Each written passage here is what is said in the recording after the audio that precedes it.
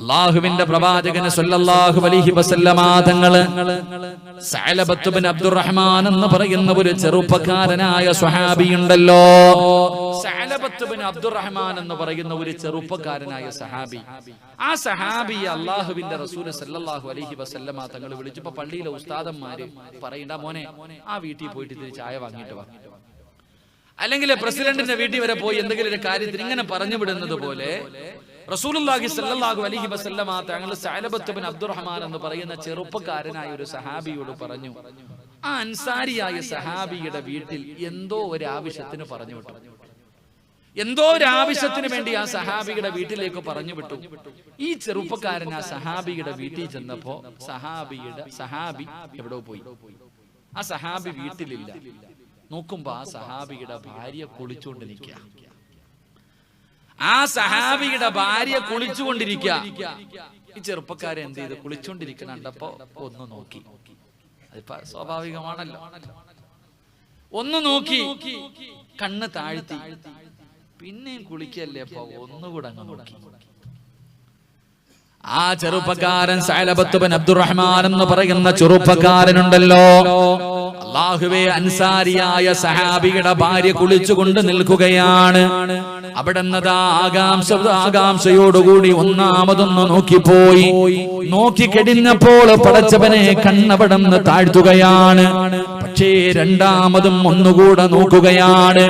ആ പെണ്ണിന്റെ ശരീരത്തിലേക്ക് കുളിച്ചുകൊണ്ടിരുന്ന പെണ്ണിനെ ഒന്ന് നോക്കുകയാണ്. നോക്കിക്കഴിഞ്ഞപ്പോഴാണ് ചിന്തിക്കുന്നതല്ലോ, ഇത് പാപമാണല്ലോ തമ്പുരാന്. എന്നെ അല്ലാഹുവിന്റെ പ്രവാചകം പറഞ്ഞു വിട്ടതാണ്. ഇത് എന്നെ അല്ലാഹുവിന്റെ പ്രവാചകം പറഞ്ഞു വിട്ടതാണ്. ഞാൻ ഈ പെണ്ണ് കുളിക്കുന്നത് രണ്ടാമത് നോക്കിയത് അല്ലാഹുവിന്റെ പ്രവാചകന്റെ മുന്നിൽ ജിബ്രീൽ എന്ന് പറയുന്ന മലക്കെങ്ങാണം പോയി അറിയിച്ചു കൊടുത്ത അല്ലാഹുവേ, ഇനി ഞാൻ എങ്ങനെയാ മുത്തുനബിയുടെ മുന്നിൽ പോകുന്നത്? അന്യ പെണ്ണ് കുളിക്കുന്നത് കണ്ട ഈ കണ്ണുകൊണ്ട് ഞാൻ ഇനി എങ്ങനെയാ റസൂലുള്ളാഹിനെ നോക്കുന്നത്? പടച്ചവനെ, നിലവിളിച്ചുകൊണ്ട് ഓടുകയാ. മക്കയുടെയും മദീനയുടെയും ഇടയിലുള്ള മലഞ്ചരിവിലേക്ക് ഓടുകയാണ്. കരഞ്ഞുകൊണ്ട് ഓടുകയാണ്. പടച്ചവനെ, പിന്നെ ആരും ആ ചെറുപ്പക്കാരനെ കണ്ടില്ല. അല്ലാഹുവിന്റെ പ്രവാചകം പറഞ്ഞു വിട്ടതാണ്. പടച്ചവനെ, വദാ അല്ലാഹുവിന്റെ റസൂൽ പറഞ്ഞു വിട്ട സഅലബ പിന്നെ തിരിച്ചു വന്നില്ല. അതാ 10 ദിവസം കഴിഞ്ഞു, 20 കഴിഞ്ഞു, 30 കഴിഞ്ഞു, 35 കഴിഞ്ഞു, 40 ദിവസമായി സഅലബ അല്ലാഹുവിന്റെ പ്രവാചകന്റെ മുന്നിൽ നിന്ന് പോയിട്ട് അല്ലാഹുവേ, 40 ദിവസമായി കാണുന്നില്ല.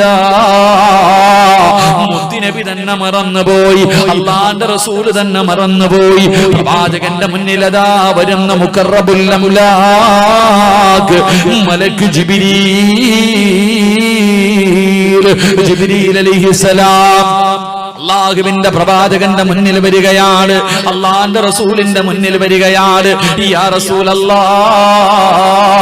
അല്ലാഹുവിന്റെ റസൂലിനോട് പറയുകയാ, അങ്ങയുടെ സഹാബിയായ സഅലബത്ത് ഇബ്നു അബ്ദുറഹ്മാൻ ഉണ്ടല്ലോ, കരഞ്ഞു വിളിച്ചുകൊണ്ട് പർവ്വതത്തിന്റെ നടുവിലൂടെ നരകത്തെക്കുറിച്ച് ഓർത്തിട്ട് കരഞ്ഞു വിളിച്ചുകൊണ്ട് നടക്കുകയാണ് നബിയേ.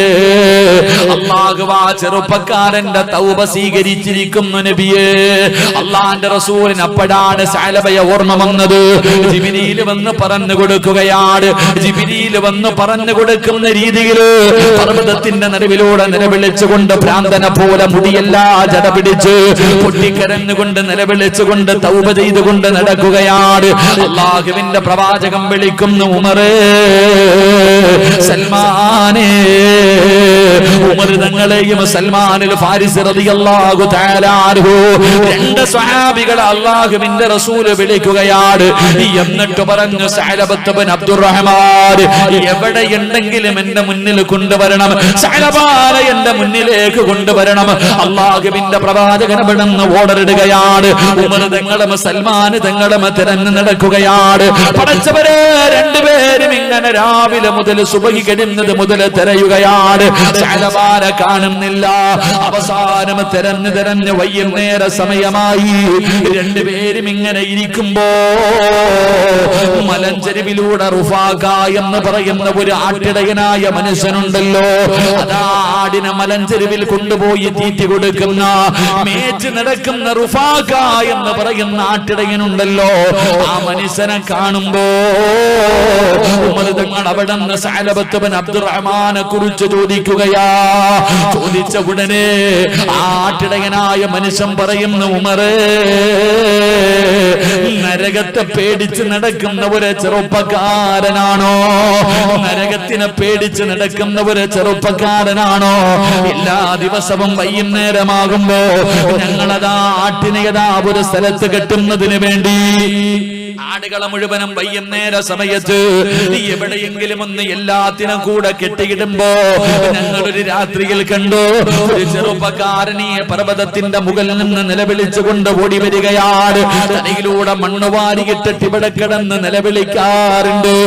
ആട്ടിടയൻ അവിടെ നിന്ന് പറഞ്ഞു കൊടുക്കുമ്പോ ഉമറും സൽമാനുതങ്ങളും ഇങ്ങനെ മലഞ്ചെരുവില് കാത്തിരിക്കുകയാ. അതാ സൂര്യൻ ഇങ്ങനെ അസ്തമിക്കുന്ന സമയമാകുമ്പോ അല്ലാഹുവേ, പർവ്വതത്തിന്റെ പാറക്കെട്ടുകൾക്ക് ഇടയിൽ നിന്ന് നിലവിളിച്ചുകൊണ്ട് സഅലബത്ത് ബിൻ അബ്ദുറഹ്മാൻ എന്ന് പറയുന്ന ചെറുപ്പക്കാരൻ ഇറങ്ങി ഓടുകയാണ്. മുടിയൊക്കെ ജട പിടിച്ചിട്ടുണ്ട്, എല്ലും തോലുമായിട്ടുണ്ട്, വസ്ത്രമെല്ലാം കീറിപ്പറഞ്ഞിട്ടുണ്ട്. ഓടി വന്നിട്ട് പടുത്ത് കിടക്കുന്ന മലരാരുണ്യത്തിൽ വന്ന് മണ്ണിൽ കിടന്ന് ഉരുളുകയാണ്. മണ്ണ് വാരി തലയിലിടുകയാ. ശരീരത്തിലേക്ക് പടുത്ത് കിടക്കുന്ന മണ്ണ് വാരി ശരീരത്തിലിട്ടിട്ട് സഅലബ നിലവിളിക്കുന്നു, അല്ലാ, മരിച്ചാ മതിയായിരുന്നു റബ്ബേ, എന്റെ റൂഹ് പിടിച്ചിരുന്നെങ്കിൽ എത്രയോ നല്ലതാ. അല്ലാഹുവേ, അവിടെ കിടന്ന് നിലവിളിക്കുകയാണ്. ഉമർ തങ്ങൾ കിടന്നു ചെന്നു, സഅലബാ, നിന്നെ അല്ലാഹുവിന്റെ റസൂല് വിളിക്കുന്നു, സഅലബാ, നിന്റെ പാപം അല്ലാഹു പുറത്തു തന്നിരിക്കുന്നു, സഅലബാ, ഞാൻ വരില്ല ഉമറേ, മുത്തുനബിയുടെ മുന്നിലേക്ക് ഞാൻ വരില്ല. ഈ വ്യഭിചാരിനി മുത്തുനബിയുടെ മുന്നിൽ എങ്ങനെ വരാരാ? അല്ലാഹുവിന്റെ പ്രവാചകന്റെ മുഖത്തിന് ഞാൻ എങ്ങനെ നോക്കാനാണ്? ഈ കണ്ണുകൊണ്ട് ഞാൻ കുളിക്കുന്ന ഒരു പെണ്ണിന്റെ ശരീരം നോക്കിയവനാണ്, ഞാൻ വ്യഭിചരിച്ചവനാണ്. ഉമർ തങ്ങൾ പറഞ്ഞില്ല, ഞാൻ നിന്നെ മുത്തുനബിയുടെ മുന്നിൽ കൊണ്ടുപോകും. സഅലബ് പറഞ്ഞു, എന്നെ കൊണ്ടുപോകണമെങ്കിൽ എന്റെ കാല് കെട്ടിയിട്ട് മണ്ണിലൂടെ വലിച്ചടച്ചു കൊണ്ടുപോയാ മതി. ഉമർ തങ്ങൾ പറഞ്ഞില്ല, നിന്നെ അല്ലാഹുവിന്റെ റസൂലിന്റെ മുന്നിൽ കൊണ്ടുപോകും. അവസാനം സഅലബ പറഞ്ഞു, ഉമറേ, എങ്കിലും മുത്തുനബിയുടെ മുന്നിൽ എന്നെ കൊണ്ടുപോകണമെങ്കിൽ നമസ്കാരത്തിന്റെ സമയത്തെ കൊണ്ടുപോകാവൂ, നമസ്കാരത്തിന്റെ സമയത്തെ കൊണ്ടുപോകാവൂ. അങ്ങനെ അവസാനമല്ല, സൽമാൻ തങ്ങളും ഉമർ തങ്ങളും സഅലബത്ത് ബിൻ അബ്ദുറഹ്മാനും കൂടെ മുത്തുനബിയുടെ മുന്നിലേക്ക് കടന്നു ചെന്നു. അല്ലാഹുവേ, മസ്ജിദ് നബവിയിലേക്ക് കടന്നു ചെല്ലുമ്പോ അല്ലാഹുവേ, ബിലാൽ തങ്ങൾ ഇഖാമത്ത് കൊടുക്കുകയാണ്. നമസ്കാരത്തിന്റെ സമയമായി. എല്ലാവരും പള്ളിക്കകത്ത് നമസ്കരിക്കാൻ വേണ്ടി ഓടിക്കേറുകയാണ്. അല്ലാഹുവിന്റെ പ്രവാചകന് പള്ളിയുടെ മിഹ്റാബിൽ നിന്ന് നമസ്കരിക്കാൻ കൈകെട്ടി. എല്ലാവരും പള്ളിക്കകത്ത് കയറി. സഅലബയും വന്ന് പുറകിലെ സഫിൽ ഇങ്ങനെ നിൽക്കുകയാണ്. അല്ലാഹുവിന്റെ പ്രവാചകൻ അവിടെ നിന്ന് നമസ്കാരം തുടങ്ങി. ഫാത്തിഹ ഓതി സൂറത്ത് ഓതാൻ തുടങ്ങി. ഏത് സൂറത്താ? അൽഹാകുമുത് തകാസുർ ഹത്താ സുർതുമുൽ മഖാബിർ കല്ലാ സൗഫ തഅലമൂന സുമ്മ കല്ലാ സൗഫ തഅലമൂൻ. ഈ ആയത്ത് അല്ലാഹുവിന്റെ റസൂൽ ഓതുമ്പോൾ സഅലബ ബോധം കെട്ട് താഴെ വീഴുകയാ. അവിടുന്ന് പഠിച്ചവരെ, മരണത്തിന് ശേഷമുള്ളതിനെ കുറിച്ച് ഖുർആൻ പറയുന്ന ആയത്ത് കേൾക്കുമ്പോ സഅലബത്ത് ബിൻ അബ്ദുറഹ്മാൻ അവിടുന്ന് പിടന്ന് താഴെ വീഴുകയാണ്. പള്ളിക്കകത്ത് തലതാ താഴേക്ക് വീഴുകയാണ്. നമസ്കാരം കഴിഞ്ഞു. അല്ലാഹുവിന്റെ റസൂൽ ചോദിക്കുന്നു, ഉമറേ എവിടെ സഅലബ? ലബ്ബൈക യാ റസൂലല്ലാഹ്. പള്ളിയുടെ മൂലയിൽ കിടക്കുകയാ. അല്ലാഹുവിന്റെ റസൂൽ അടുത്ത് പോയി അവിടുന്ന് പറഞ്ഞു, സഅലബ നിന്റെ പാപം അല്ലാഹു പുറത്തു തന്നിരിക്കുന്നു, നിന്റെ തൗബ അല്ലാഹു സ്വീകരിച്ചിരിക്കുന്നു. പക്ഷേ സഅലബ പിന്നെയും കരയുകയാ. സഅലബ പിന്നെയും കിടന്ന് കരയുകയാണ്. അല്ലാഹുവിന്റെ പ്രവാചകൻ പറഞ്ഞു, നീ എന്തിനാ കരയുന്നത്? യാ റസൂലല്ലാഹ് അലമു ദംബി, എന്റെ പാപം വലിയ പാപമാ നബിയേ. ഞാൻ വ്യഭിചരിച്ചവനല്ലേ നബിയേ. കുളിക്കുന്ന പെണ്ണിന്റെ ശരീരം രണ്ടാമതും കണ്ടവനല്ലേ നബിയേ. എന്നെ അല്ല വെറുതെ വിടുവോ? അല്ലാഹുവിന്റെ മുന്നിൽ ഞാൻ എങ്ങനെ പോയി നിൽക്കും നബിയേ?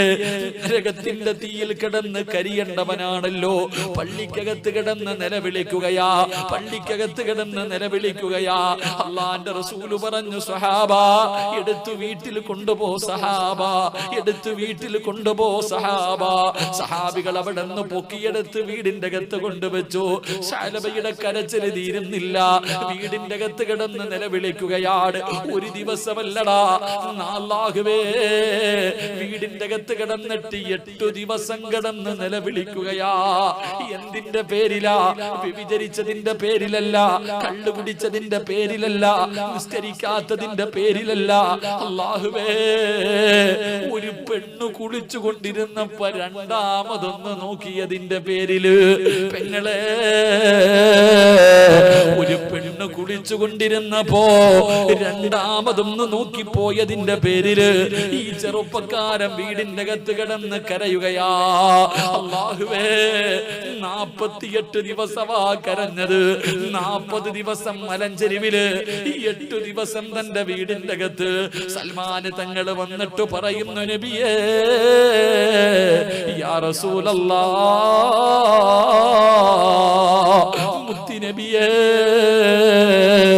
സഅലബ മരിക്കാൻ കിടക്കുന്നു നബിയേ, സക്കറാത്തിന്റെ അവസ്ഥയിലാ നബിയേ, ഒന്ന് സമാധാനിപ്പിക്കുമോ നബിയേ, ഒന്ന് സമാധാനിപ്പിക്കുമോ നബിയേ? അല്ലാഹുവിന്റെ റസൂലദാ അവിടേക്ക് കടന്നു ചെന്നു. സഅലബത്ത് ബിൻ അബ്ദുറഹ്മാനിന്റെ വീട്ടിൽ കടന്നു ചെന്നു. മരണവേളയിലാണ്, സക്കറാത്തിന്റെ അവസാനത്തെ സമയത്തിലാ. അല്ലാഹുവിന്റെ പ്രവാചകൻ തലയെടുത്തിട്ട് മടിയിൽ വെച്ചു. അല്ലാഹുവിന്റെ റസൂൽ സഅലബയുടെ തലയെടുത്തിട്ട് മടിയിൽ വെച്ചു. സഅലബ റളിയല്ലാഹു തആല അൻഹു അവിടുന്ന് തന്റെ തലയെടുത്തങ്ങ് താഴെ ഇടുകയാ. മുത്തുനബിയുടെ മടിയിൽ നിന്ന് തല വലിച്ച് താഴെയിട്ടു. അല്ലാഹുവിന്റെ റസൂൽ ചോദിച്ചു, സഅലബ എന്തിനാ നീ തല വലിച്ച് താഴെയിടുന്നത്? എന്റെ മടിയിൽ തല വെക്കണമെങ്കിൽ അതിനൊരു ഭാഗ്യം വേണ്ടേ സഅലബ? എന്റെ മടിയിൽ കിടന്ന് മരിക്കണമെങ്കിൽ അത് വലിയ ഒരു ഭാഗ്യമല്ലേ സഅലബ? ഏത് മനുഷ്യനും ആഗ്രഹിക്കുമല്ലോ. എന്തിനാ നീ എന്റെ മടിയിൽ നിന്ന് തല വലിക്കുന്നത്? യാ റസൂലല്ലാഹ്, മുത്തുനബിയേ, ഈ വ്യഭിചാരിക്കതിന് അർഹതയില്ല നബിയേ. ഈ വ്യഭിചാരിക്ക് അങ്ങയുടെ മടിയിൽ കിടന്ന് മരിക്കാൻ എന്തർഹത? എനിക്കെന്ത് യോഗ്യതയാവുള്ളത്? എനിക്കെന്ത് യോഗ്യതയാവുള്ളത്? ഒരു പെണ്ണു കുളിക്കുന്നത് കണ്ട വൃത്തികെട്ടവനല്ലേ നബിയേ? അങ്ങയുടെ മടിയിൽ കിടന്ന് മരിക്കാൻ എന്തർഹത? അല്ലാഹുവിന്റെ റസൂല് പറഞ്ഞു, സഅലബ, നിനക്ക് ഞാൻ ഖുർആനിലെ ഒരായത്ത് പറഞ്ഞു തരാ. നിനക്ക് ഞാൻ ഖുർആനിലെ ഒരായത്ത് പറഞ്ഞു തരാ. പറഞ്ഞ ഈ ആയത്ത് നീ ഓതിയാൽ നിന്റെ സർവ്വ പാപങ്ങളും അല്ലാഹു പുറത്തു തരും സഅലബ. മുത്തുനബി അവിടെ നിന്ന് ഖുർആനിലെ ഒരായത്ത് പറഞ്ഞു കൊടുക്കുകയാണ്. സഅലബത്ത് ബിൻ അബ്ദുറഹ്മാൻ എന്ന് പറയുന്ന ചെറുപ്പക്കാരൻ ആയത്ത് ഓതിയിട്ട് മുത്തുനബിയുടെ മടിത്തട്ടിൽ കിടന്നു മരണപ്പെട്ടു എന്ന് ചരിത്രം പറയുമ്പോ, എടാ ചെറുപ്പക്കാരാ, ഒന്ന് ചിന്തിച്ചു നോക്കടാ മോനെ.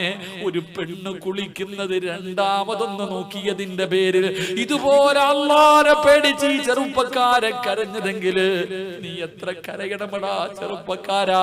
50 വയസ്സുള്ള വാപ്പ ചെയ്യാത്ത പാപം നിന്റെ 25 കൊല്ലത്തിന്റെ ഇടയിൽ ചെയ്തില്ലേടാ. നീ ഒന്ന് ചിന്തിക്കാത്തതെന്ത്? എന്റെ പ്രിയപ്പെട്ട പെങ്ങള്, 40ഉം 50ഉം 60ഉം വയസ്സുള്ള നിന്നെ പെറ്റതള്ള ചെയ്യാത്ത പാപം നിന്റെ 18 വയസ്സിന്റെ ഇടയിൽ നീ ചെയ്തില്ലേ? വ്യഭിചരിച്ചില്ലേ? എത്ര പേരുമായിട്ടാ പെങ്ങള് എന്തൊക്കെ പാപം ചെയ്തു കൂട്ടി മോളെ. ഭർത്താവിനെ വഞ്ചി